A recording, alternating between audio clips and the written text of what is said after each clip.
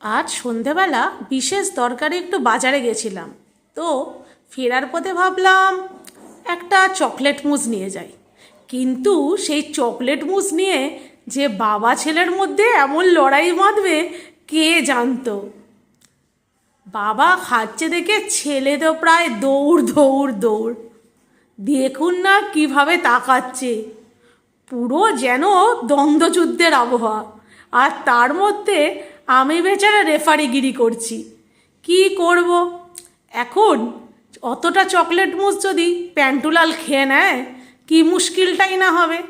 কিন্তু এদিকে প্যান্টুলালও জমি ছাড়তে রাজি নয়, আর ওর বাবাও ওকে খেতে দেবে না। সেই নিয়ে পুরো সন্ধেবেলা একটা মারকাটারি গেল। যাই হোক, মজা হয়েছে বেশ। প্যান্টুলটা যে টুকটুক করে দিব্যি বড় হয়ে যাচ্ছে তা দেখতে পাচ্ছি।